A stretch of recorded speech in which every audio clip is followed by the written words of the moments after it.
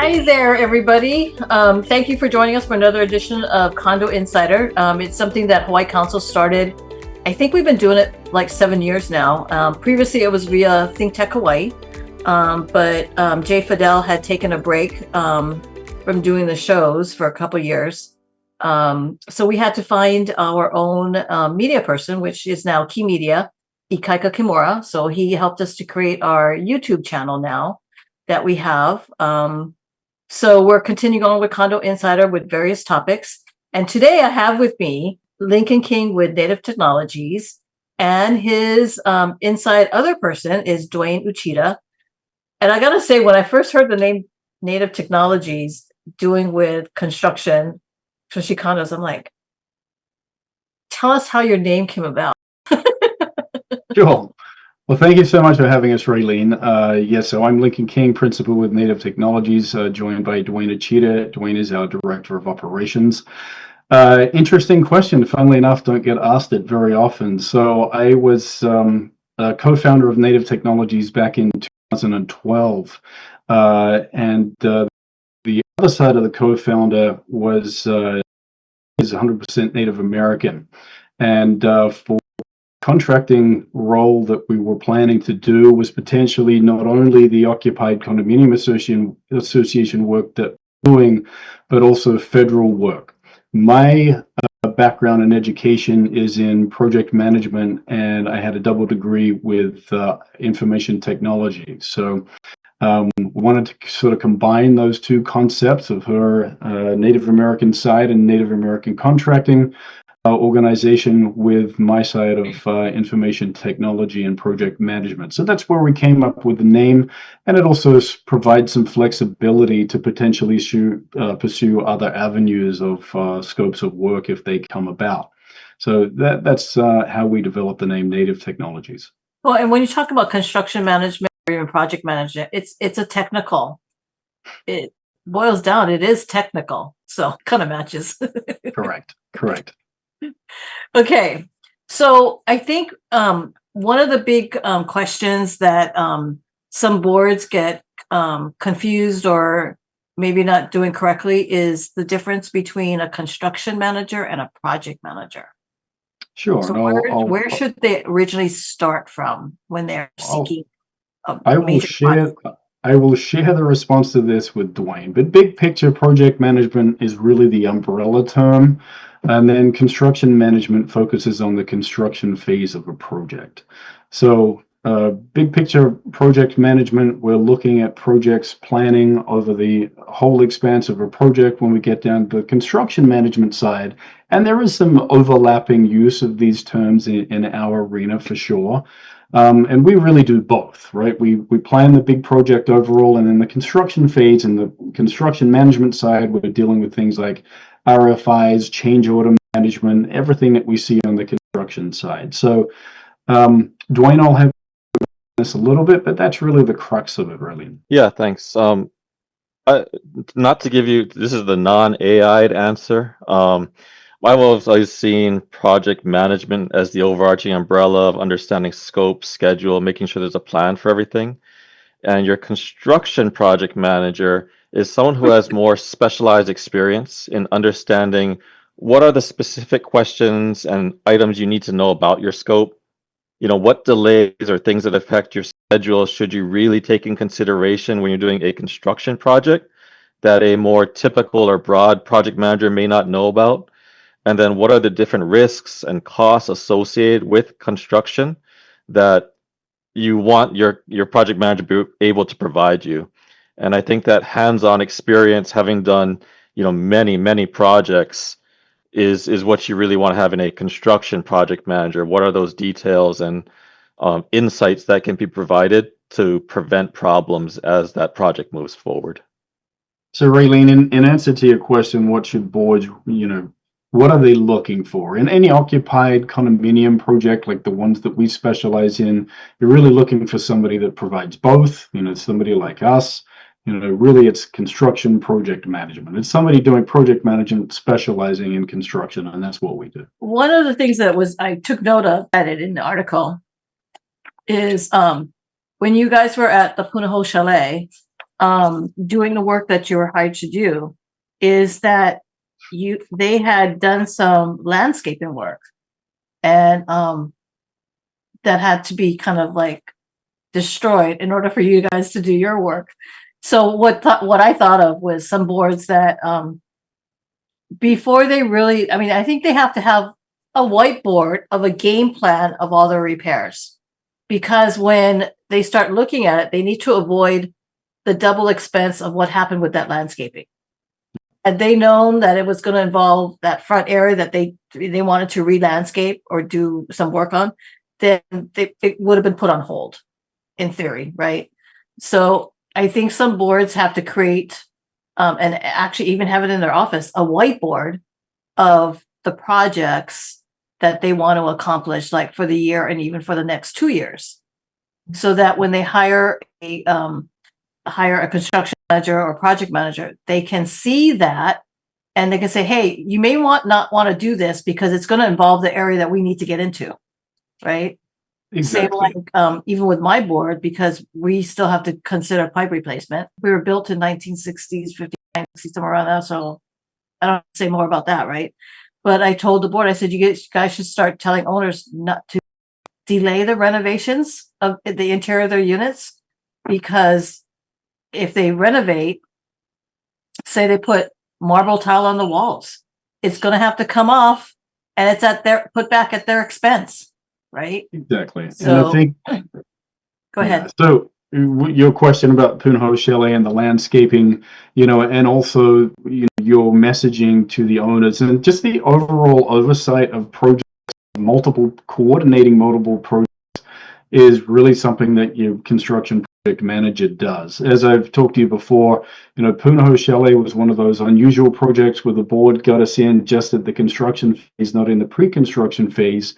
So we had to do things in a little bit more of a expedited fashion with some of the planning. But yes, exactly as you say, typically when we're on from a project or multiple projects for an association at the beginning, that's part of what we're looking at, is how are all these things going to be coordinated in the most cost and time efficient manner, and also from a communications standpoint, that messaging, exactly what you said about a drain waste and vent pipe replacement project.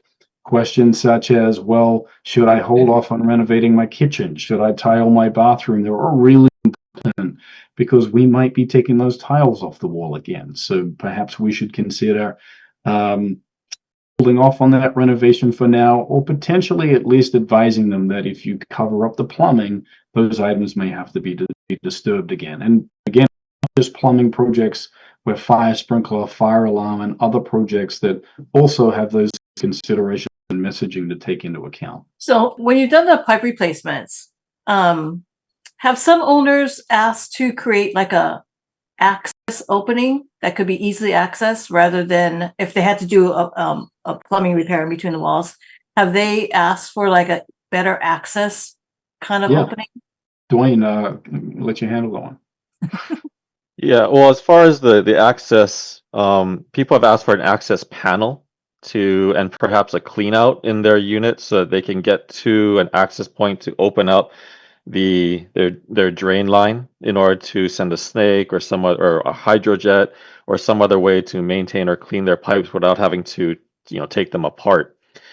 So we've definitely worked through with owners on having access panels put in, and not for their own personal pipe, but for the association's main stacks, getting those coordinated and put in. As far as an access panel to maybe do a whole renovation or take out the entire thing, I don't think something of that size is there. But we definitely, after we finish, the owner does have much better understanding of where the pipe is, and if they're putting something on that wall, what it's covering up. Right. I think the other thing we put in for the renovations is talk with individual owners and associations about unit shutoff valves. Right. Or the water for the individual units if they're not already present, so that you can turn those off and be able to do a renovation to your unit without shutting down the entire stack, or even just be able to turn them off if you go on vacation or something of that effect. And if there's a water leak, they're at least able to immediately turn off the water going into their unit, right? Yes. That's the whole purpose of the shut off, because that's what my contractors did with my I had that was the one section of the house that we had not converted to copper. And had I not been in the midst or the starting point of renovating that bathroom, I got up and I wanted to keep the original cabinet because it's solid wood, not the other kind of plywood, cheap plywood. I wanted to keep the original solid wood. And I got up a Saturday morning. Okay, I got to paint the inside, so I'm getting all geared up. And then I'm hearing a misting noise. I'm like, where is that coming from? And I crawled underneath, and the bottom of the vanity cabinet was full of water. And I'm like, the top is off. So where's this water coming from? So I had to crawl into the cabinet and I could hear it. I had to follow the noise, right? So it was a pinhole in the old part of the galvanized that had puka through, So had I not been doing that, it would have been noise until it made major damage. It was discovered and it would have been major. So especially on an older home, Raelene, I wanted to add a little bit about the access panel discussion. And I think a lot of the times the practicality of projects in an individual unit needs to also be thought about, well, what does that look like? And what do I have to take into account for the other 200, 300, 400, however many units in that particular property? I had an owner just the other night say, are you installing an access panel below the peak up above? Well, not in that particular situation. And the reason being, it's not only what one owner thinks is important, it's what all the other owners think are important. What do the governing documents say that the association can just go and do? What does it look like? What is it made out of? Is there any fire rating considerations? All these kind of things. And how is the cost going to be allocated?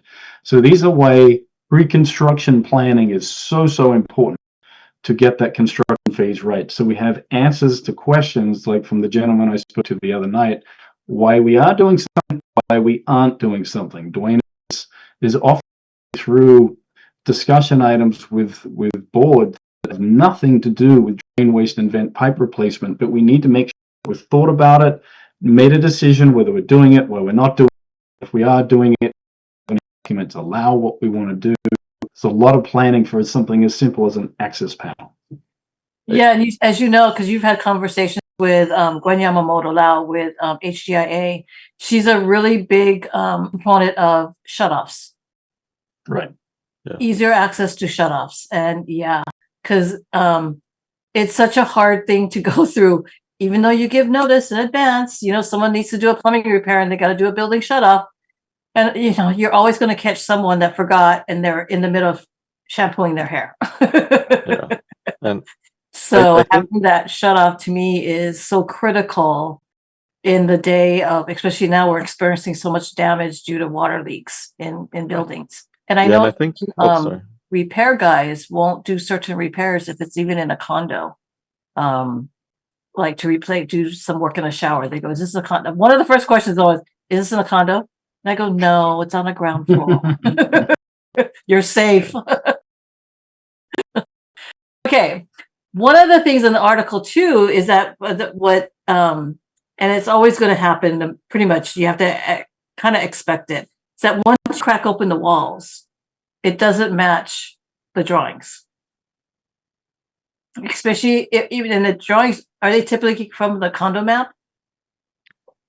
Yeah, typically the drawings that we have are the record drawings, whatever the association has on file, or if we need to go down to records department, sometimes they have drawings there.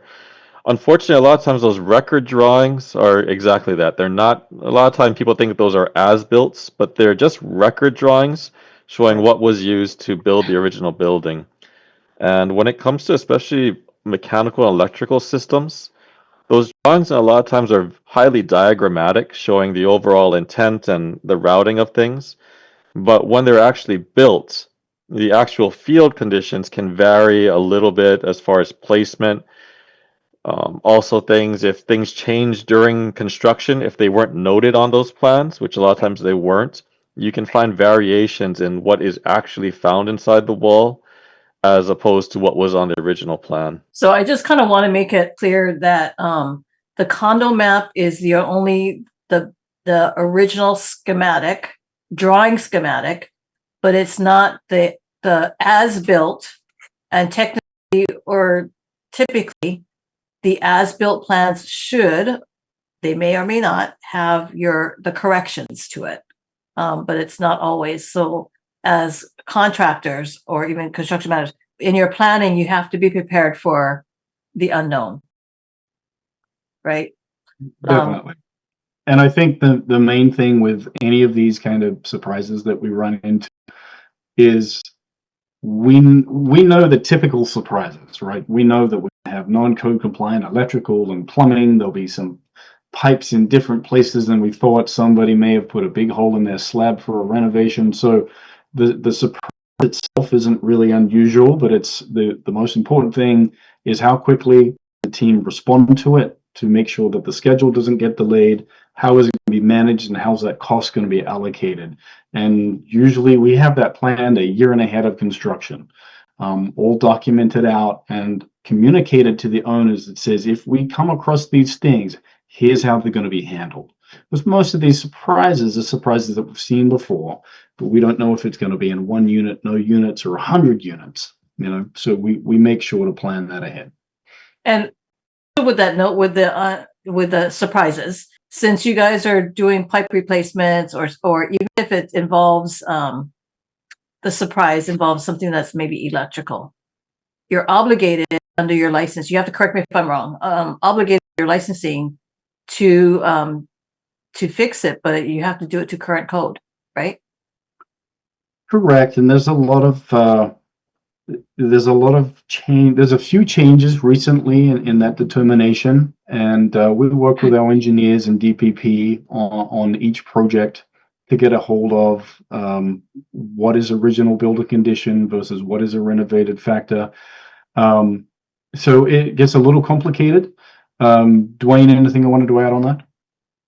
Yeah, associations it's really important to get an engineer or an architect on board for you to go through your exact plans. It's very different across different buildings in order to determine what meets code and what is allowed to remain existing non-conforming and must be brought up to code. So it just really is important to get a professional to look at it rather than making any assumption.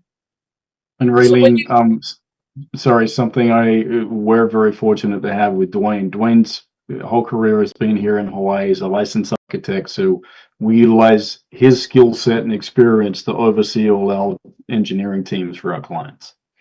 One thing that just hit my mind when we were talking about the drawings, do you help these condos, say you got redo certain drawings, do you help these condos convert it to a digital copy? We definitely have. There's different businesses out there like Han Blue does a lot of it, right, to take their plans, scan them in, and make sure that they have them someplace electronically, because the paper ones do fall apart.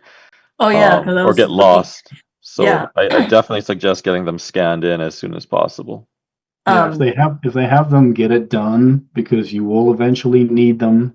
And there's quite a few clients that have come to us without plans, and of course it's an added expense because the engineers have to go back and survey the entire property rather than working from something already planned. So but it help them to get it a digital copy and say, here it is on the CD-ROM or a flash drive, or whichever.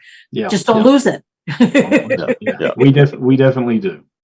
Okay, because that's a really good point, because I know some have been trying to recreate their plans. They start with a condo map, and then they, as they go along, and then everybody, especially prior to 1970, a lot of people don't even have their building plans. So they're having to actually recreate them from less than scratch, right? But I told them, I said, now that you've done all that work, make sure you keep a digital copy somewhere that's safe, because that was a lot of work, a lot of cost that went into that. So you don't want it to be lost. So my next question is related to when you had to redraw. Okay, you open the wall. Oh my God, this isn't what it's supposed to be. So now you redo some of your drawings. Does it have to go through permitting again? And then Are you hitting challenges with the time frame related to permitting? This answer will change depending on the exact situation and what you find. So this is Yeah. not a covers all answer, but as soon as we find something that's a variation from what was in the wall, the first thing is going to be checking, what exactly has to change. Does that impact anything in the permitting? And for that are the licensed engineer who's signing the work and affirming that this is all done under their review, would review the condition and provide a change if required to the contractor showing an instruction as to what to change. And then that would be included in the record documents for that property. The big things that would change are if there are really significant changes to the scope of work such that you are changing the design that was submitted for permitting review. For that, there's lots of ways to work through it, but in general, we haven't had anything that required, major systemic changes. So you can usually handle those with your contractor during construction, working with the engineer to assure that whatever's being put in is going to meet code and their professional due diligence. In your scope of work with the board, do you guys submit the application yourselves versus the condominium doing it? For the permit drawings? Yeah, for the permit. Usually we work through with the engineer or architect that we bring on board as part of their services to be the submitter, or work through a third party reviewer under their agreement. Right. And that way they're going back and forth and answering any comments directly as they relate to the permit. I bring it up as a suggestion because there was a condo. I was in conversation with them about some city and county stuff, and then they had asked, like, can you find out why our permit's taking 9 months for a painting project? And I'm like, that shouldn't be that hard. So I happen to have a point of contact information person for DPP. So I called the individual, and he looked at, because I couldn't find it online myself in the permitting thing. And so he was able to find it, and he goes, oh, it was sent back to them 256 days ago. I guess there was a question or an issue or something, and we haven't got a response. And I go, it was sent back when? And then I asked them, I go, well, who applied for the permit? And actually it was their staff that applied for the permit. And I knew they were hiring someone to oversee the project because it's spalling and painting, right? So you would want someone to oversee it. And I'm like, so why did you guys not use that person to apply for the permit? Because this DPP email is probably sitting in someone's trash or spam or junk mail, right? So that's not uncommon, by the way. It's not uncommon. And rightly so. But I said, if you're not cognizant of being aware that you often have to check, especially if you're kind of like waiting for a status update or something, that you always have to check those boxes. Even for email reset, I'm always having to look in those boxes because I'm sitting there waiting for the, reset thing to come in. I'm like, oh, it's probably in spam or one of the other boxes, right? So to me, it's a clear thing that condos need to get the professionals that's handling the project to do the permit submission, because now they're the ones that have to respond back. And it's probably a response that is more technical in nature that should come from the professional rather than a staff, right? Yeah. And we track all of the permits for all of our projects, regardless of who was the submitter. We get a regular status update on a weekly or bi-weekly basis for every single one of them to ensure, and if comments were sent back, that they've been routed. So we're always in front of all of our project permitting. I guess the only difficulty we have is the new online system isn't as easy to navigate and find in status as the old one was, which used to tell you which departments had checked off. The new one, it's far more limited. It just kind of says it's in review, but it's hard to track who exactly has it now. Yeah, I was hoping to see that when I was looking for the permit, because I've seen it. I've looked up permits the old way in the old system, but I haven't navigated the new system yet. not sure if I They would. are, they are DPP. We appreciate what they do. They've got so much work on their plate, and they have been really good at communicating with us. If we need to go direct to them for whatever reason, we have some smaller contractors that perhaps possibly aren't as experienced with the permitting process, had to do what you did and go directly to DPP, and they have been very responsive with us. They've seen us around with quite a lot of work. Duane is in regular communications on things, special assignment inspection process with DPP. So exactly what you say. It is definitely beneficial to have somebody who understands the process and can communicate directly if necessary, and also keep the design teams on track to make sure that they don't have those comments sitting in their inboxes unanswered. Yeah, and I was really happy that he was able to send me a snapshot of what they sent, and which I forwarded on to them. And he was a pleasant guy. We were joking about something, I forget what it was, but we are kind of having a nice conversation. It wasn't hostile is not the right word, but it wasn't a contentious conversation. He was very pleasant to deal with.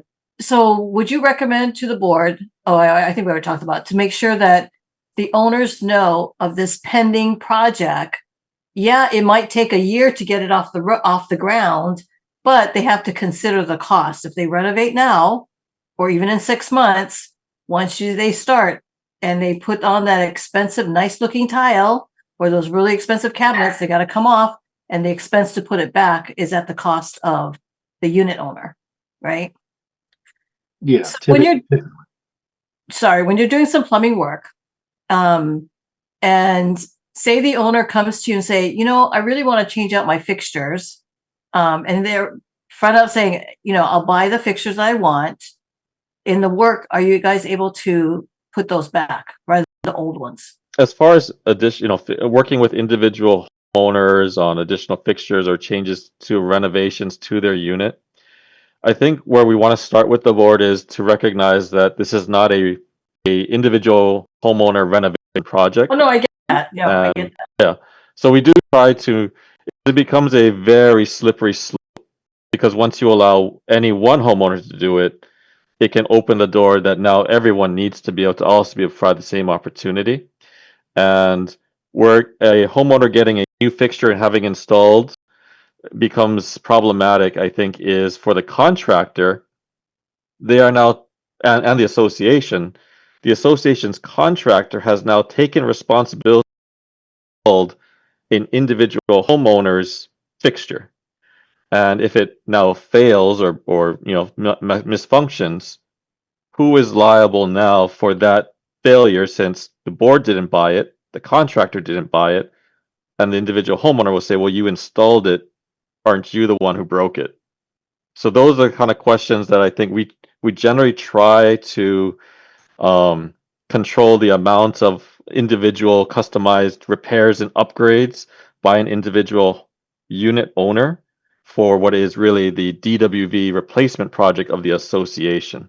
And I know that's a blurry line. No, it just comes to mind that in that situation, I would probably, if I was on a board, and I'm just talking out loud, if an owner came to the meeting and say, hey, our fixtures are really old. We really don't want the old ones put back, because they're like 20 years old. I can understand that. Can we enter into a separate agreement with the contractor / plumber that's going to do the install, that we buy the fixture if they could install it? Would that be something kind of agreeable, or make sense? We always give every board the option, and it depends on what the particular contractor who wins the competitive bid process is willing to do. But what we also try and encourage boards to do is to make sure that they're wearing their board member hat, not the individual owner hat. Because just as Duane says, the more optional work that the board allows their contractor to do, that is then increasing the risk to the association for every additional scope item to have a problem and to have to pay the cost and potential legal concerns with that cost. We get this a lot with while you're removing one wall of my tub shower, can you replace my tub? Right? That is a very common question. Or can you convert my tub to a shower? and we say to the board, this is a potential option, but then we talk through risk. What risk can this, what risk is this going to place upon the association for allowing all this extra work? Because in any construction project, there's going to be some punch lists and potentially some debate between an owner and a contractor. So we've just expanded that risk by allowing all these optional extras. So these are things that we explain to boards, and they can either opt into them or constrain the work to just the work that's required for the project. Well, now hearing that, I probably might change my tune saying, okay, so if you want your tub to be replaced during this project, since it's going to have to come out anyways, that's the opportune time for you to contract your own plumber or renovator, whoever. Right, and that's an option as well. The walls are going to be open, so it would be easier for him at that time to get it done. Correct. And in that, then we have to start also talking about, the timing. When can your contractor come in? What about the parking? What about using the elevators? Because the elevator gets damaged and there's been two separate contractors. So, it definitely gets complicated, but it's part of the many things that we plan for way in advance. And, we document and say, okay, here's what we're going to allow. Here's what we're not going to allow. This is what the board wants. And typically we're running that by the condo attorney as well. Right. And a lot of the things we do, we're in close coordination with the attorney to say, here's what the board wants to do. Is this reasonable? And does this stack up against the governing documents? Right. Okay. Yeah. All right. And then, okay. And so the big thing I always hear over the years is communication. So how do you guys start off when you're in the, kind of, I want to say not so much in the infancy stage where everything's starting to solidify and now we need to get the word out? Right. So you're exactly right. Communications is critical. We like to think that by the time we start construction, that the owners and residents are so tired of hearing from us that they're ready to go. We very much work really hard to make sure that there's never a knock on the door by the contractor and us and having somebody say, I haven't heard of it. And it's very rare with our projects because we have several different media that we use to communicate. We put together a series of project bulletins for every project. We have town hall meetings. We have other meetings during the construction process. We meet with every unit during the pre-construction meeting, so one-on-one before construction starts with every owner and resident. It is fundamental to making these projects successful. And really what we're aiming for is that if somebody wants to read the information, then it's at their fingertips. We have a project website as well, so numerous different sources of information, plenty of information, and we're always also available at a phone call to answer any questions or concerns from an owner. So in your experience, sorry to interrupt, in your experience, how was it as far as owner participation at board meetings or even town hall meetings? Just in general, you mean? Yeah. For board meetings, obviously we meet with a board very regularly throughout a project. Every one of our projects, we meet with a board at least twice a month. So, from a board side, that's usually not a problem. We're very insistent on keeping that engagement because it keeps the project flowing. Once we start sending out communications via bulletins, we're usually fairly successful in having a good attendance at town hall meetings, whether that's virtual or in person, because we also assist with things like program financing, program or project financing.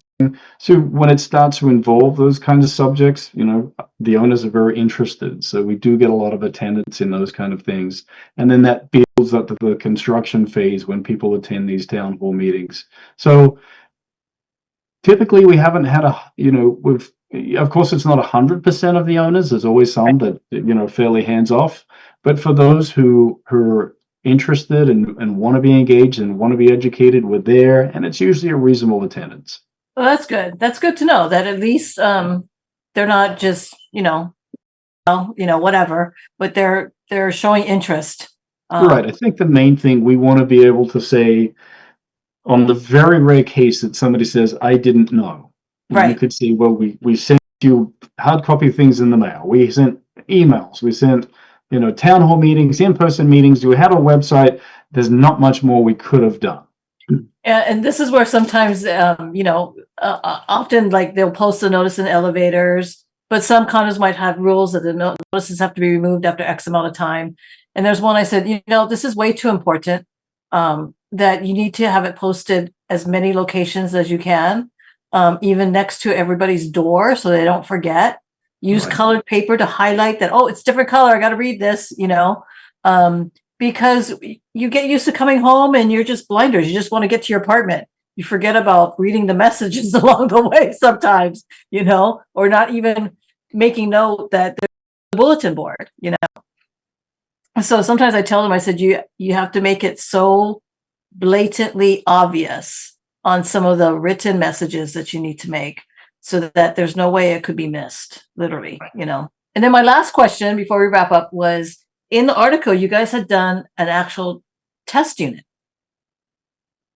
in Punahou Chalet, where you guys opened up one unit so that you could kind of really see the inners. And that's kind of like a private, not a primary, a customary thing that you do before you start a project. You kind of like get into one unit and really open up the walls. I think if and Punahou Chalet happened to have a unit that was available. It doesn't happen in every building. Mhm. If during the design phase there is something that's in construction, we do like the engineers to be able to see the full open condition of the walls to do any verification or see any surprises they see. And for once you get into construction, which could be 9 to 12 months after that design phase, if a different unit is available or their option is available to do a test unit with the contractor. I know the contractors always do love to get in early if they can, just so their crew can get understanding of, okay, this is what comes off. Here's where the pipe will be. Here's how I'm going to stage my cleaning, my protection, Right. everything of that nature. So if it's available, always great to have as an option. It's not really what I would say standard. But if it is available, we definitely do coordinate with the buildings. No, but that's a good point. What you brought out is the contractors will get an idea of where they can stage, like the coverings that they need on the floor, because I know a lot of times they paper or whatever, plastic or whatever on the, especially carpet, to protect the floor, and where they're going to stash all stuff that they take off the wall. They're going to have to stash it somewhere inside the unit. I can't imagine that they would drag it downstairs, store it, and then drag it back up. To me, that's a potential for more damage on a cabinet, or even a fiberglass, something, potential for it to crack is my big thing. But that's really a good point, is a test one, and really for the purpose of not just testing, but staging and the steps for the contractors to know. And especially they need to know what they need to be sure not to damage, I want to say, if it's got carpet, make sure you cover the carpet, Yep. And things of that nature. That's good. Or even if they had a central AC, make sure you cover the AC before you start work, This was great discussions. Anything you guys want to add? Well, I just wanted to thank you very much for everything you do, Raelene, and the events that you put on. I think for us, we would like to just communicate to boards that your construction project manager should be your first port of call. We see a lot of projects, and I think I've interviewed with Nalan before and said something similar, where we see a lot of boards that they're interviewing contractors and they're interviewing engineers, and they go out and get a loan, and then they call us. And I ask them things like, well, how much did you know how did you know how much to borrow is one of my first questions. Basically what I'm getting at, it's not because it's for our benefit. It's simply that it makes sense to bring us on board first, right? Because we're the big overseers. We bring all the right components in to get these projects done on time and for the best value that the association's funds can get. So give And I somebody think, like us a call first. and plus too, you guys know the personalities of pretty much each of the individual companies that you would have to, contractors you have to bring on, because some might be strong in this kind of a kind of a building with all the inners, Correct. and With- some with- might not be that great with the complications or being great at being workable to the change orders because of the way the inside looks, Right. Yeah, bring somebody like us on board. We're gonna, translate technical construction issues into, practical board level decision making. Right. So that's what we will bring to the table to help plan for these projects most timely and most cost efficiently. I think we've done thousands of units now with drain waste and vent. We're doing hundreds of units with fire sprinkler and fire alarm. We do a lot of paint and spoil. So especially when you have multiple scopes of work, they really need to be carefully planned from multiple aspects. So I think that's really my main point to boards is bring somebody like us on board first and help them help you with planning these projects. Right. Okay. Thank you, guys. I really appreciate your time. And I'm glad you guys are busy. We have too many aging infra, and it's just not condos. I mean, the city, the state, federal government, that's why so many buildings up for sale, because they don't want to renovate them. Right. And even the HUD building, they don't want to renovate it because of the amount of water leaks. When I read that article, I started laughing. I thought it was so funny. But yeah, they don't want to spend the money, so they moved everybody out and the building's up for sale. So that was kind of, even the state went into one conference room. It looked like they replaced all the drop down ceiling tiles. And then in one corner, I'm like, well, that leak's getting bigger. It was brand new ceiling tiles. I'm like, God, I feel so, you kind of feel bad, and then, but I'm like, well, state buildings are not any different than condo buildings. No, they're not. No. Yes, we all are. A lot of properties in similar positions. 50-year-old buildings, and just like anything else, we have to maintain. Yeah, exactly. So have a great rest of your week. Thank you. And we'll talk soon later. But it was great to have you on the show today. I appreciate Thank you. We appreciate your time. Thank you. We appreciate it. Thank you. Thank you. Bye.